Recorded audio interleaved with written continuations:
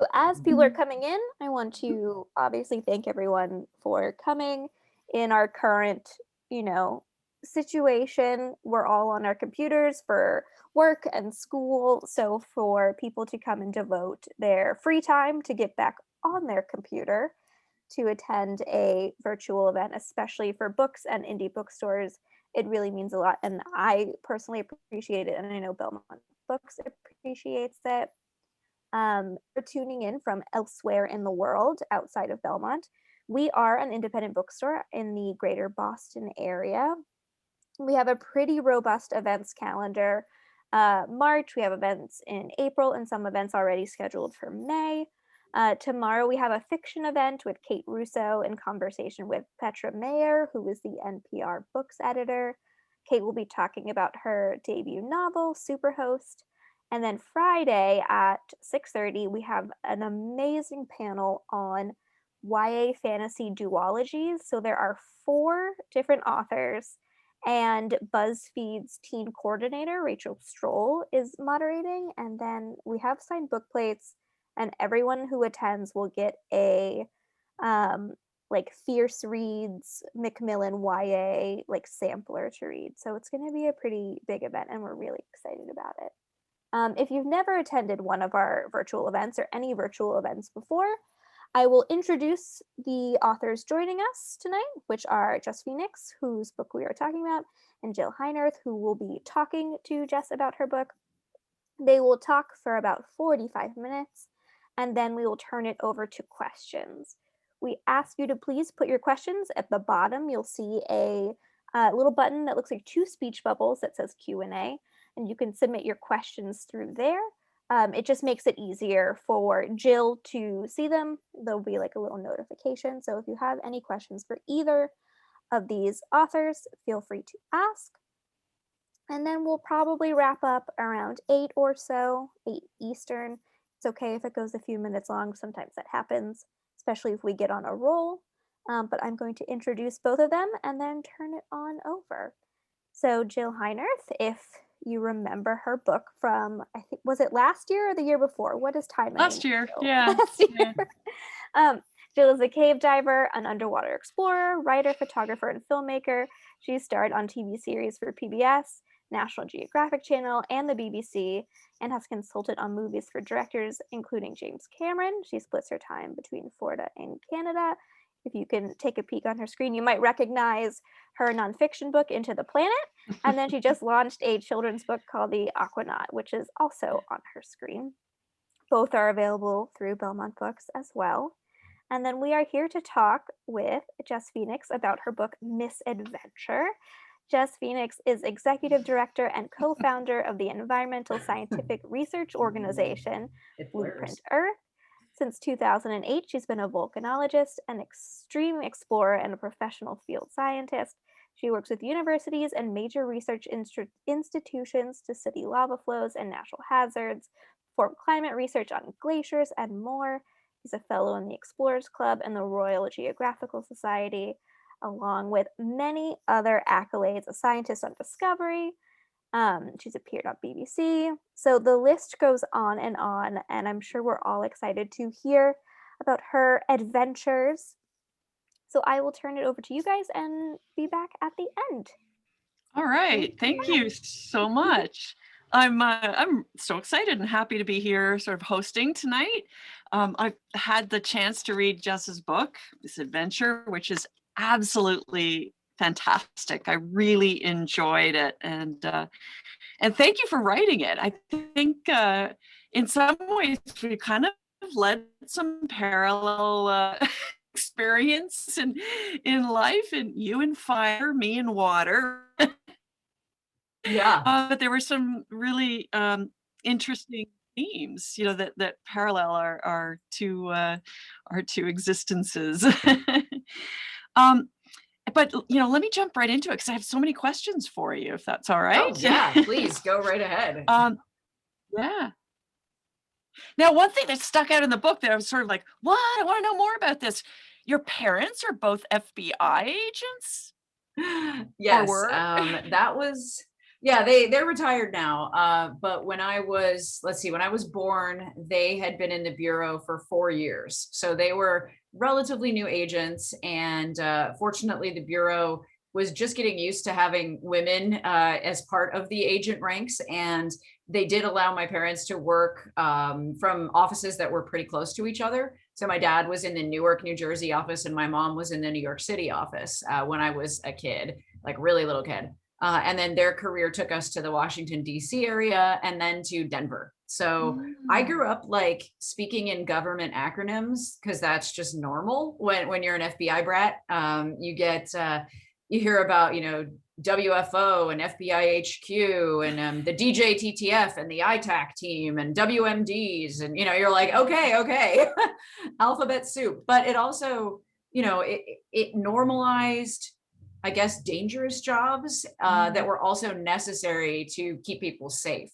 Because my mom specialized in terrorism, well, not doing terrorism, but stopping the terrorism and foreign counterintelligence too. And my dad, when I was young, he was doing white collar crime like bank fraud and like the Silverado savings and loans scandal. He was investigating that, and then he moved into cybercrime as I got older. So I had this really awesome set of role models who did their very best to like raise kids while also having these really unusual careers. So I think it just normalized epicness for me at a very young age.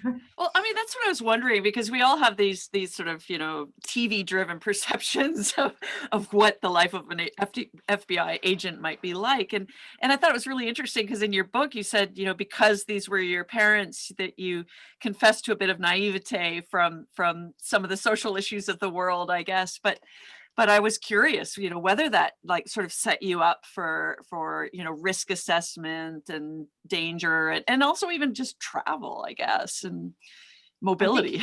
I really think there is something to that. And I like to think that if there is a crisis, I am really the one who can be counted on to not freak out. And I keep it together. I make sure people stay as safe as possible. Like we get the job done. And I think I in retrospect, I think I channel my mom because like I remember one time we were at a 4th of July barbecue, actually at some other FBI agent's house, and there were kids and things. But I remember my mom getting a call and having to step inside into one of the spare bedrooms, and then she came out a few minutes later and was like, "We have to leave." And it Mm. was I don't remember the year, but there was some sort of pipe bomber in Creede, Colorado. And, that's the sort of thing that most people's parents might get a little agitated about. But my mom was basically like, well, I have to go take care of this. This is work, So it's Cool. just, that's how we lived. Yeah, yeah.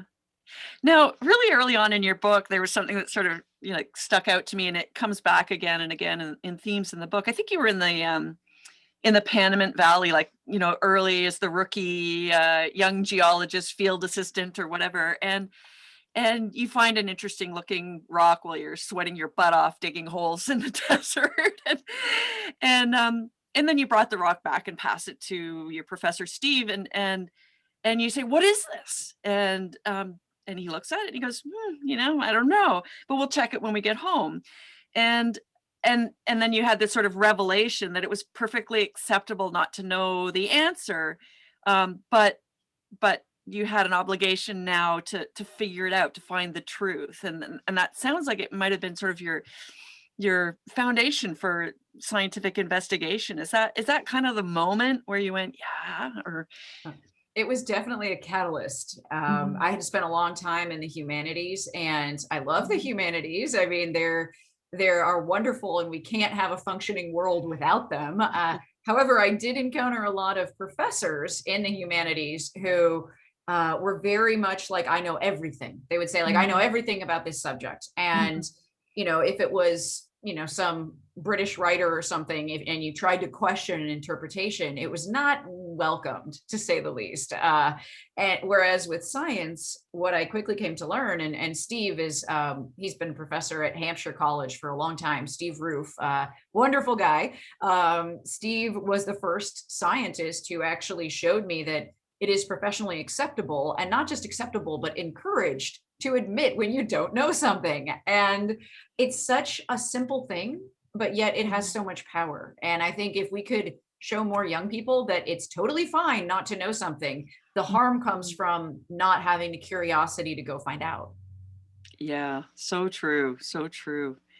So, you know, starting in, I guess it was in English, was it that your first, yeah, Yep. your first university studies, and then into geology. I mean, did you ever imagine as a kid that you'd be a geologist?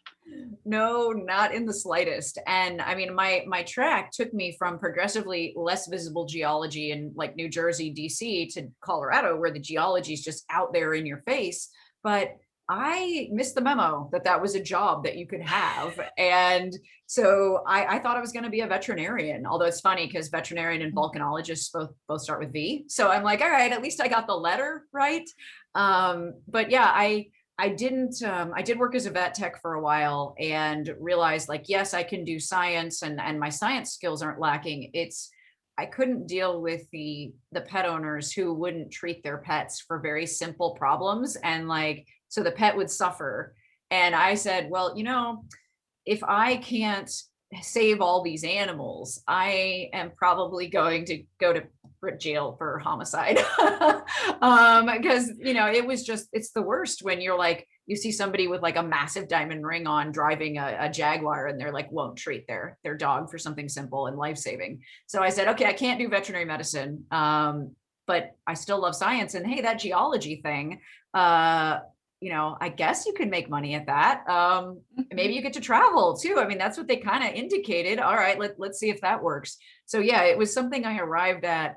Gosh, I made the choice to go back for my master's degree when I was 25. So I did not know it right out of the gate. And I think in a way, I still have a lot of childlike enthusiasm for it because I haven't been looking at this stuff since I was really, really little. So I'm like, wee about everything rock related.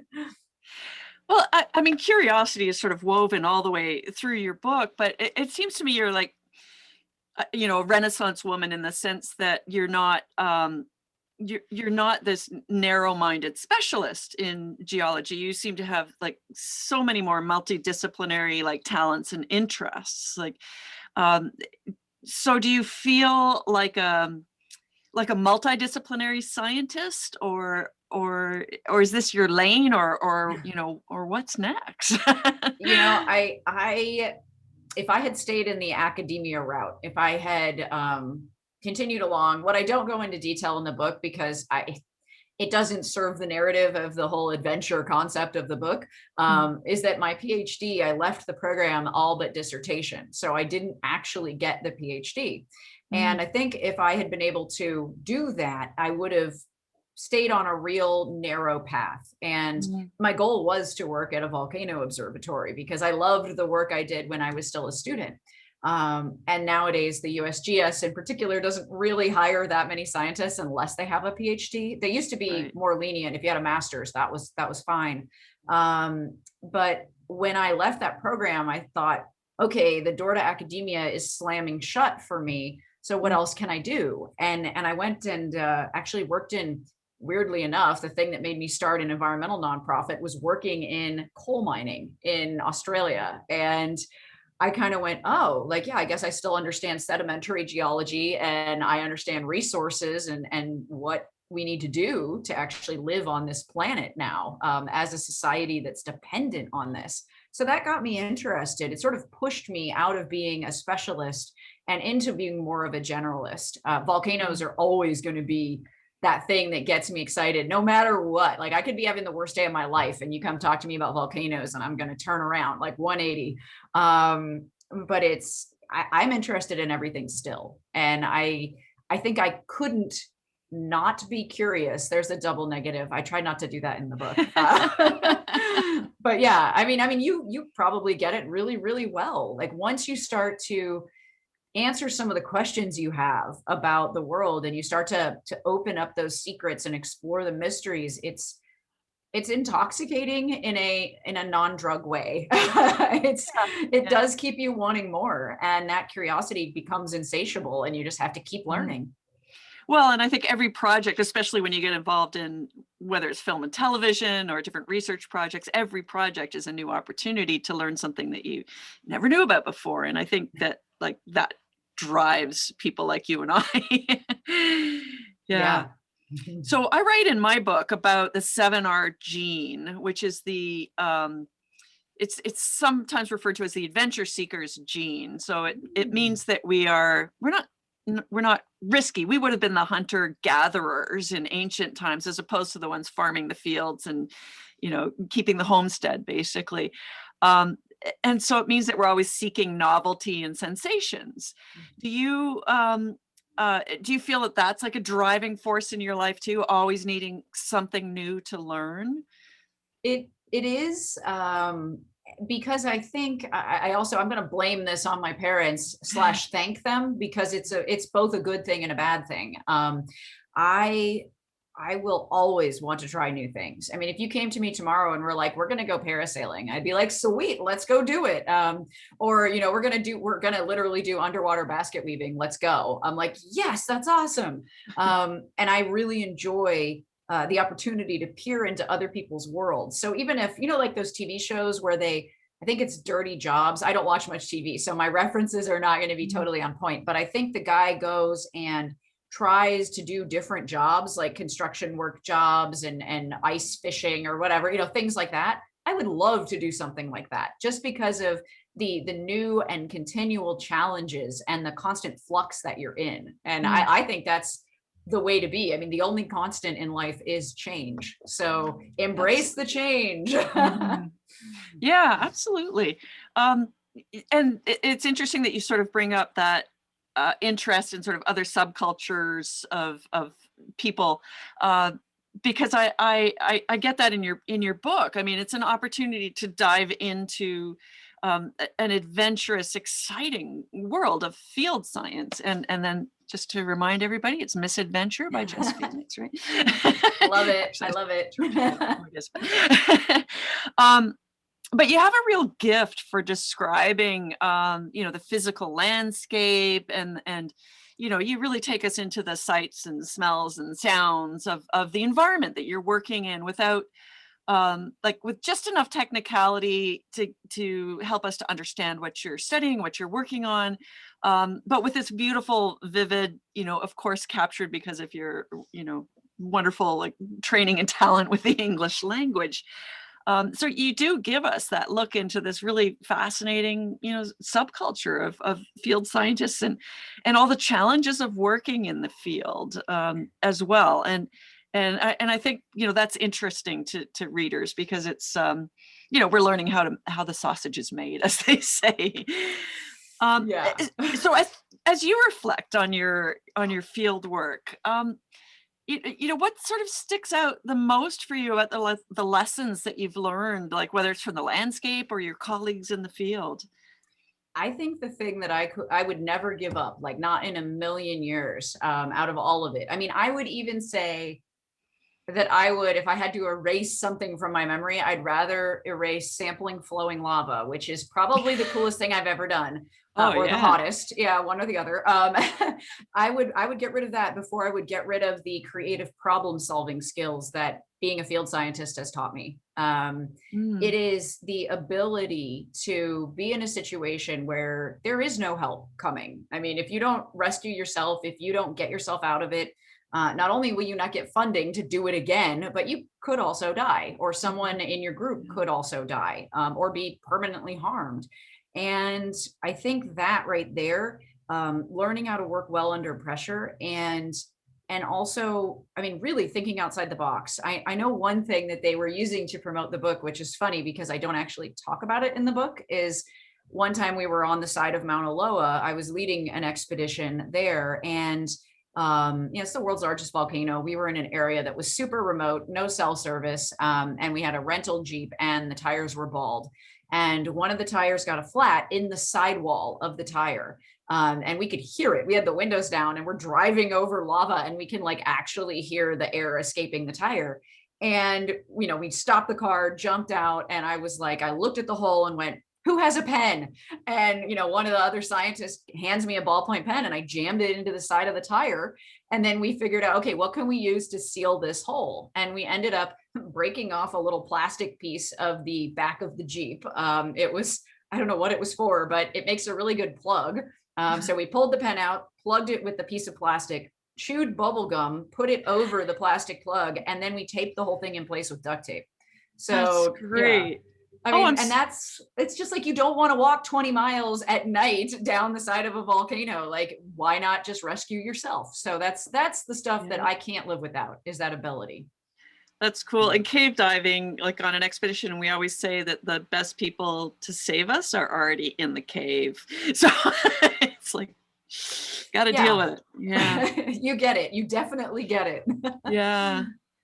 But you also share with us a kind of a poignant story about a colleague that did pass away on an expedition, and you say no one goes into work expecting to die unless their work involves getting shot at. But really, you are facing life-threatening situations as you're walking around, especially the whole section where you're describing your lava sampling. It's like, oh my God, are her shoes gonna burn off? I was worried for you. Yeah, and I mean, I think you'll understand this, and I think anybody who's been either in a profession where there is a lot of risk involved, or they know someone who's in, a first responder type of deal, it's all a calculated risk, and it feels like a lot of times you're walking a very fine bridge, like a narrow bridge, and on one side there is this abyss, and if you let yourself stop and you look in that abyss, you will be so terrified about how things could go wrong that you won't be able to take another step forward. On the other side of the bridge, it's this beautiful, glorious scene with, to me, lava, because that's glorious. But maybe for other people, it's like a gorgeous mountain or something that isn't erupting. But it's like, we have that. And it's kind of the thing that you have to do when you're in situations where there is a potential reward. And in the case of what I do, it's, it's science. Like, we're doing this to the ability to protect people from natural hazards better. And it's because really all hazards are just, they're all man-made. I mean, nature would do its own thing without us there with no problem. Nobody would care about an erupting volcano if there weren't people living nearby. So natural hazards is almost a misnomer. They're all man-made hazards. So if we need to keep people safe, then that risk, a lot of the time, that we take on is seen as acceptable. So like, it's our individual ability to stay eyes forward, like focused on just taking another step, that keeps you from looking into the abyss and being completely overwhelmed at how very, very badly things could go wrong. Do you have an ultimate rule for survival? I mean, because in your book, you describe many times where you've been, injured, and you're like, you have grit and tenacity like nobody else. Like, continuing your expedition in Peru with your leg injury there, your sewer injury. Oh my God, don't fall in a sewer in Peru. That is actually a huge pro tip that anybody can employ, is if you are in a developing country at any level of development, that isn't the US or like Britain, one of those, Australia, Canada, like if you're anywhere else, essentially, that maybe their infrastructure is sketchy, look at what you're walking on, even if you're in a city, because, oh my God, you do not want to end up hip deep in feces. Like, you do not. I was worried you were going to get a horrible infection of that wound, like, let alone trying to walk on that leg. But yeah, I have pictures of how it turned like black and purple, and I am glad that I kept what it looked like to myself for most of the expedition, because my poor colleague, Joe Licciardi, he's at University of New Hampshire. He is a really sweet man. He is so sweet, so caring. And when I finally showed it to him, I will never forget the look on his face. It's like the look you see if like your baby is born with 3 heads or something. It's just like, oh my God. And I was like, I'm not dying, Joe. Like, clearly I'm not dying. It just looks awful. So, yeah. Wow. Hey, we have a question from an attendee tonight. Okay. How did your mentors shape your decisions to become a volcanologist, geologist, and scientist? Well, they were fantastic. And I can't say that any of them were women, which is kind of unusual, but I guess not so much when you think about the stereotype of a geologist. It's usually an old guy with a beard. But I will tell you, those old guys with beards, they did right by me. And I just distinctly remember I had just started the master's program at Cal State LA, and I was coming in, with a English to history degree, and, not a scientist. And I was telling him like, oh, I just hope I make it through this program where I have to make up courses that I should have had as an undergrad, but didn't, while also doing grad school stuff. And he was like, Jess, you are going to make it. You are absolutely right for this. You are a really good geologist. And he was like, you need to get a PhD. So when I actually left the PhD program, none of the people I asked for advice, including him and some of my other former advisors, and my friend Joe, I asked them for advice because it was really hard to say no more. And they just kept saying like, I know you'll be all right. And that was honestly, sometimes that's all you need. You don't need some big grand pronouncement like, yes, I deem thee worthy. You just need someone to say, you know what, you can do this. Like you're gonna do this. Like I know who you are and you are good enough. And something simple like that, that's all you need. Yeah. Sometimes you need more, but it's nice those are the things that I will never forget, is when they picked me up when I thought, okay, this is the end of the line. Because they really did. Wow. So what do you think can be done to encourage women in geology and science? We need to see more women as field scientists, in particular in popular culture. And I have had, and this is probably going to surprise people, because I started doing TV in 2015, and with the thing I wrote about in the book, that whole experience in Ecuador, which was left some science to be desired, but I did meet some really great people. I have seen that networks, when approached by me or by my representation about having me hosting a show, like as the host, like an Anthony Bourdain or a Steve Irwin style show, they are like, oh, well, you're too young and no one will believe you're a scientist. And I'm like, well, right now I'm 39. Okay. And if you put a title after your name on TV, people tend to believe that for better or worse.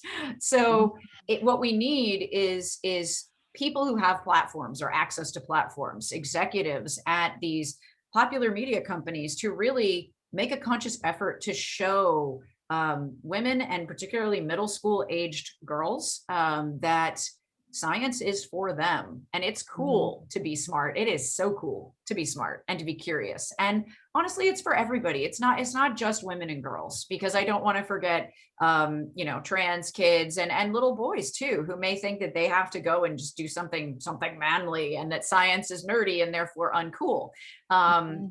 Some of the most badass people in the world that I know, sorry if you're a kid, badass. I think hopefully everyone here is fine with that language. But some of those people they're scientists, and some of them are lab scientists. It's just that, what makes somebody cool, what makes somebody worthwhile, I think to me is it's what's in their mind and what's in their heart. And so we just need to see that scientists look like all of us. And I mean, I look like one type of scientist. You look like one type of explorer, an awesomely accomplished cave diver. And I mean, your work is incredible. I mean, we model these things everywhere we go, but it's even more diverse than us. I mean, I want to see that. And every time any of us have a chance to lift someone else up, we really need to take that chance. Absolutely. I sure felt your pain when you were sharing the whole story behind your first TV opportunity in the field with Discovery, and like at the last minute they say, oh, by the way, you need some different clothing, including like nylon leggings that are going to like melt onto your legs in a volcano. I mean, and I salute you for sticking it out and sticking to your guns though too, and just saying, look, I've got to be here if we want to change the vision of, women or other minorities in science. Then we have to do our best to shift the interest, because I want to believe that people want more blue planets and less like fighting housewives, you know? Like, I know. It's the feedback I've gotten over the years when trying to pitch TV shows is just like, what century are you in? Like, what planet do you live on? It's very weird. But I think that we have a unique opportunity now because the media landscape has changed so much and is going through so many changes where now like TV is premier and movies are sort of not as prestigious as they used to be in comparison to TV. And we've got people with YouTube channels and TikTok creators. And I mean, we have the ability now to shift the narrative more than we've ever had before. So I did actually, I've done now another series for Discovery. It's not out yet. They keep telling me, oh, this month, oh, next month. So it's going to be sometime this spring. And it's going to be called, they've told me they've changed the name. It was originally Chasing Atlantis. Now it's Hunting Atlantis. I do not find Atlantis, but what we do find are really amazing things, some really cool archaeology stuff. And I have a co-host. And the really neat thing about this is the show concept was his, and he is a person of color and somebody who, like, if you actually look at it, it's a female and a person of color hosting this show on Discovery. And yeah, it's about Atlantis. So like, of course, the Discovery audience is going to tune in anyway, but we get a chance to bring real science to it. And we do. And so I gave it another shot, you know, because I know that one executive at one network has one vision, but there are so many other people out there who have different visions that it's worth it to keep trying, especially to shift that narrative like we need to. So what advice would you give to a young person today who wants to follow in your footsteps? Read everything and ask all the questions, and don't stop advertising what it is you're interested in. That is a huge way to open doors for yourself. Because if you like, let's say you like volcanoes and you're like, oh, I read Jess's book, I want to go see volcanoes. You can start telling people, I love volcanoes. I love volcanoes. You never know when you'll run into someone who says, oh yeah, I spent my childhood in Hawaii. I still have friends there. I can put you in touch with them. Or, oh, my, niece's third cousin's brother is a geologist. He works on Mount St. Helens. Oh my God, that's awesome. So keep putting it out there. Tell the world what you're interested in. Don't wait for the world to hand it to you, because that doesn't happen. It's not a fairy tale. So you do have to advertise and go, I'm the volcano person. And then people will remember, hey, you're that kid who likes volcanoes. Like, all right, I'll mention to you, oh, did you see the news about Iceland? And, it just, it gives you such a good way to build friendships too. Even if the person doesn't love the same thing, they'll be excited about your passion. Okay, well, I need to take you to Lanzarote then in the Canary Islands. Oh, have you been? Yes. No, I've been. The Canaries, I was supposed to go to a conference there several years ago, and then I had something come up and I couldn't go. So it's on the list. Okay, well, I've done a scientific expedition in the Monte Corona volcano because there's submerged lava tubes that the longest submerged lava tubes in the world. They're quite extraordinary. And we were there collecting samples of new life extremophiles. Yes, I love extremophiles. Oh my God, you would love this place. It's incredible. Yes, we should do that. Hey, let's make an expedition. We can there do you that. Go. I'm just following your advice. Yeah, exactly. I am down for that, or up for it. I don't know what's the appropriate. I guess cave diving would be down, but yeah. Yeah, cool. Hey, I just want to remind our attendees tonight, feel free to type some questions in the little Q&A section, and then we'll get to those one by one. So yeah, cool. So out of all these places that you describe in the book, I mean, we've got Peru, we've got Mexico, we've got Death Valley. What's your favorite place? What's the most special place? I mean, it may be a little bit trite, but I think people will tell from the description of it in the book, it's the summit of Mauna Loa. If there was only one more place I could go before I died, or if I could pick a place to die, it would be the summit of Mauna Loa. There is nothing else like it on Earth. The caldera is so massive.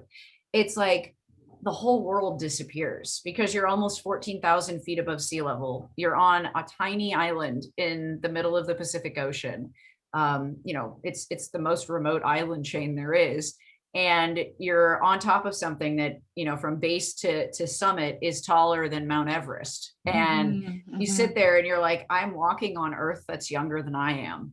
And I'm looking at the sky that's older than everything. And it's just, the feeling is infinite. And it's like you are part of the infinite when you are there. So if anyone ever gets a chance, a lot of people in Hawaii, when they visit, they go visit Mauna Kea, which has all the telescopes on top. If you ever get a chance, it will take some hiking. So if you can hike, I recommend it. But try to visit the summit of Mauna Loa, because there is no other place like it on Earth. And I can say that completely confidently. You do a beautiful job describing it. I mean, in reading the whole section on Hawaii, you can smell the things that you described so well. So you did a beautiful job with that. So Amy in our chat says, do you have any suggestions for adults to start getting more involved in science when it isn't their academic or career background? So citizen science, do you have any thoughts on that? We love citizen science, and there are actually programs via a lot of different government agencies that allow you to sort of, crack open that world and explore it a bit. There are ways for people to get involved in finding stars, identifying things from using satellite data, doing remote sensing work. In fact, I believe there's been a couple instances where citizen scientists have noticed new things via satellite, and it turned out to be actual archaeological finds. And then, of course, you can participate in things like the Great Shakeout, which is a geology initiative designed to get folks in earthquake-prone areas more prepared. And that's something that you can do. I mean, obviously, if you live in Massachusetts, maybe earthquakes aren't your number one concern. But then you want to look into like NOAA programs, because a lot of these government agencies have a wealth of information and a willingness to use citizens to actually collect valuable information. If you want to come out and get some hands-on field research experience, my husband and I founded a research org called Blueprint Earth, and it's blueprintearth.org is the website.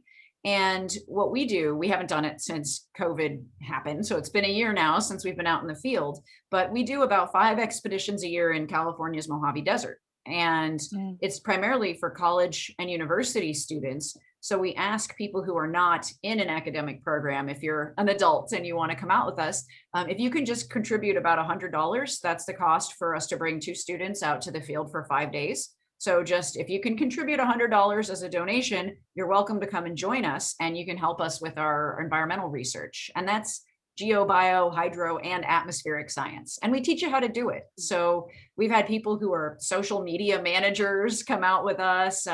People who we actually had an FBI agent come out once, not one of my parents, a different FBI agent.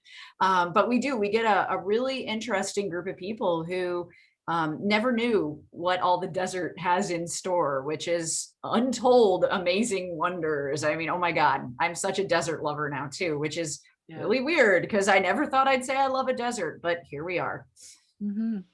So it's interesting, the whole citizen science thing, because I think if you work in field science and expeditions long enough, I think you and I have both ended up at the point where, we want to protect the future of the planet. Basically, a lot of my science communication work is in climate change and water issues. And then so much of what you're doing now is also in environmental pursuits and communication about that.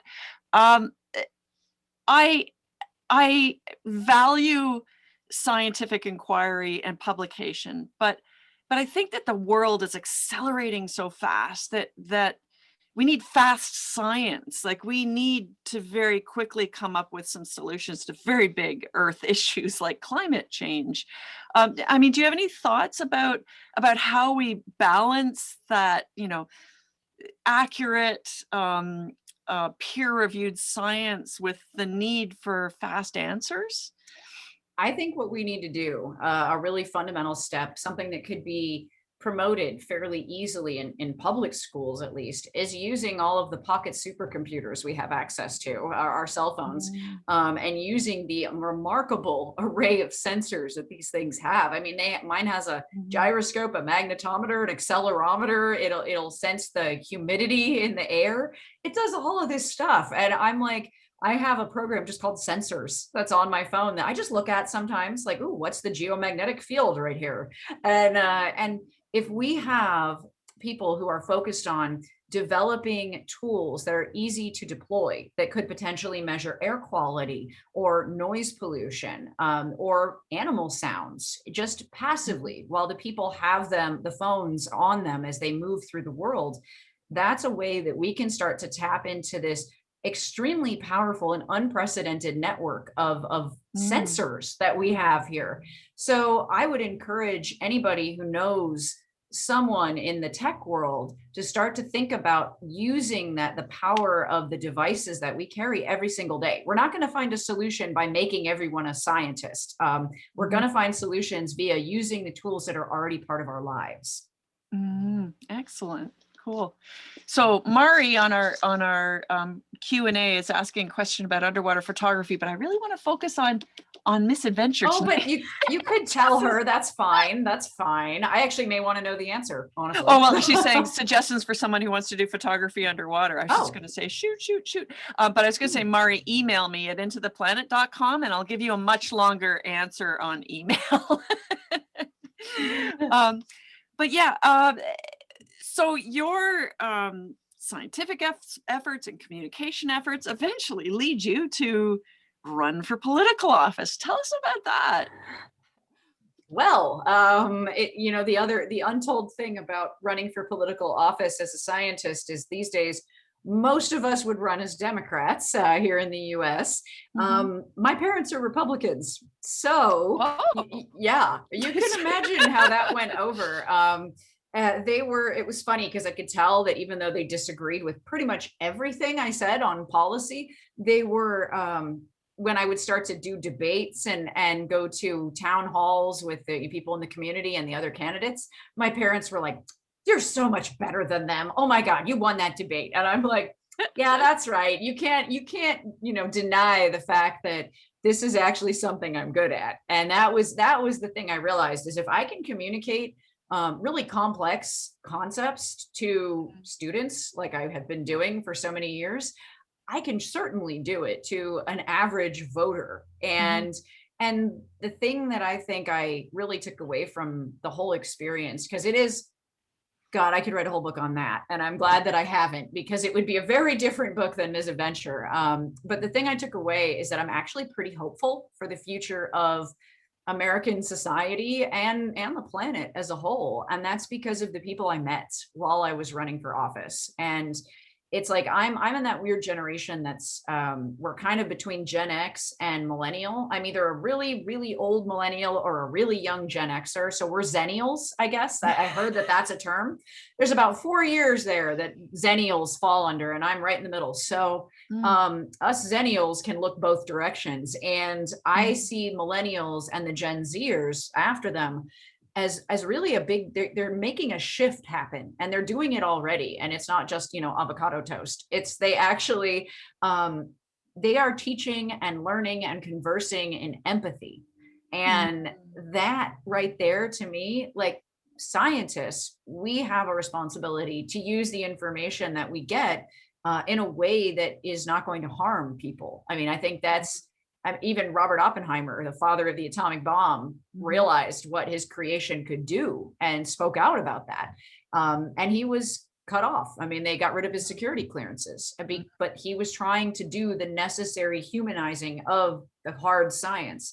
And I think that the newer generations are really uniquely equipped to lead us through the challenges we're going to see in the next several decades. Because, a lot of older folks are set in their ways, don't want to change. There are some who do and embrace the change and they run with it. But as the younger people move through and start to take power, whether it's political power or business power or what have you, we're going to see a whole different way of doing things. And that is exactly what we need. Yeah. Are you going to run again? Not, I have no plans unless we get, Trump 2.0. That would be the only thing. And oh God, I saw somebody posted a picture of a Trump 2024 flag the other day. And I was like, okay, I need to find lava, like hot lava, and I need to hurl it at that flag, like just eradicate it, because we cannot do that again as a society, as a planet. We cannot afford 4 more years of deregulating everything and getting rid of protections for the environment and people. We just can't. So cross your fingers that I don't have to run again, because I really don't want to. Okay. Yeah. Well, let me shift gears a bit and ask you a little bit about the writing process, because I think that's always really interesting. I know, I know how much work it is, how much time goes into it. And what did you find was the greatest challenge for you in the writing process, or the most interesting aspect of working with your editor? Or, yeah. I think, well, so when I started writing, I wanted to write this book for a few years, and then Madeline Blaze, who is a Pulitzer winner in her own right, and someone I've known since I was about 14 years old. My family became friends with her by accident on vacation once, and I was the same age as her son, and her daughter's the same age as my brother. So it was like, oh, friendships. And Maddie, I stayed in touch with her over the years, and she's been a really great mentor. She said, if you want to write a book, why don't you also get your MFA while you're doing it? So I had applied to the Goucher College MFA program and been accepted literally as I was deciding to run for Congress. So I was actually in an MFA program, a low residency program, the whole time I was running for office. And for me, my challenge was basically, okay, I just went and did 5 campaign events in a day, but I have to turn in 25 pages of writing for my MFA. So I would sit down and like pull an all-nighter and get it out. And then I really had to embrace editing. And I hate editing. I hate rereading what I've done. I hate watching myself on TV. I would rather just do it and then be done with it. And I had to go, you know what, because I sort of vomited this out because I had a deadline, I owe it to myself and to anyone who has to read this thing to go back and actually make it good. So I think it's just learning to embrace the edit, and then also saying, hey, at certain times, you just have to put the words on the page. That's it. Even if they're weird words, just put them on the page. Did you refer to your like field journals and things to bring back the details, or do you just have like a memory like that's off the charts? I am actually one of those people, I forget the term. It's like aphanasma or something. There's a term for when you can't visualize stuff in your mind, and I cannot. I absolutely cannot. I can only see words in my mind. So I think it's aphanasia. I don't know. I'm sure somebody knows. But in order to put this out, I kept a blog while I was at the Hawaiian Volcano Observatory. Thank God I still have that. So I referred to that for the Hawaii sections. I also would dive into my emails. And then that's why I think there's a lot of sensory descriptions in the book, is because if I didn't have anything to rely on, I literally had to just sit there with my eyes closed and try to remember what the wind felt like on my skin, or remember how hot it was, or how bad the blister hurt, or, what I was smelling, how awful did the sewer smell. And those are the things where I couldn't see it in my head, but I could remember it like in a deeper memory sense. And I think that's, if you don't take copious notes every day of your life, you're kind of stuck with doing that. I used a lot of my like journals from all the different expeditions. And when I dug out some of these journals that were like 25 years old, I was like reading through them and going, wow, I'd forgotten that that's how I used to think or perceive things, or, oh my gosh, that's what the 25-year-old Jill like thought, or what was important to put down on the page. It was really interesting, like fun almost to sort of revisit my life. But there were a couple times in my book where I sat down with my editor, and in one case she goes, because your ex-husband is like a big part of your exploration background, we need to love him or understand why you loved him before we get mad at him, right? Can you find that somewhere back in the depths of your soul? Like, Oh my God. No, I get so, it. I was married to one guy when I yeah, started all this, and then went through this horrible divorce before I met Carlos, who's wonderful. And that was like when I was in Hawaii doing Mauna Loa, Kilauea, Loihi. I was married to this complete jerk. And I'm like, I just chose to not even mention him beyond the passing, like he yeah, existed, because mhm. I couldn't say anything charitable. So congratulations on being able to do that. But were there things that you're like, I felt like the experience with my editor was almost more like she was my psychological counselor. It's like, oh man, you've helped me to work through all these issues I've had in life. But still, when I finished the book and I sent it to my ex-husband and my sister and my brother and my family and like the people who I thought should read it before I put my life history out into the world. Um, I was terrified. I felt so vulnerable. Did you experience that at all? Well, my parents still haven't read it yet. They're Oh. waiting for me to autograph a copy and send it to them. And so I'm like, oh, wait till they read what I wrote, because their big thing is like, I hope you were nice to us. I'm like, you're not really in it that Yeah. much. Like, Yeah. and I tried to tell them, like, the book is not about you. Trust me, when I write the dirty secrets, that I'll let you know. But that's not this. So I said, no, this is volcanoes. So I wasn't Yeah. as worried about it. What I was worried about was making sure that I got things right. And so Yeah. I did send, Yeah.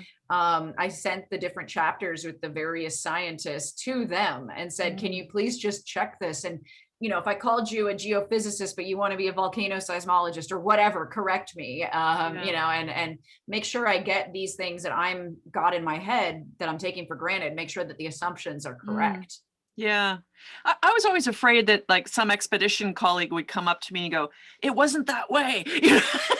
I've been, really pleasantly like surprised and happy that everybody seems to feel that I represented them fairly in the book. But I just remember this sort of terror and vulnerability as I launched the book and began the tours and everything, and it very quickly evaporated. But yeah, I think I felt more vulnerable at that launch time than any time in my life. Yeah, it's funny. We're not afraid of, terrible physical conditions and extreme environments, but we're like, oh, what people think of me. Mm. But yeah, that's humans. That's what we do. Yeah, yeah. Although with every year that passes, I care less and less.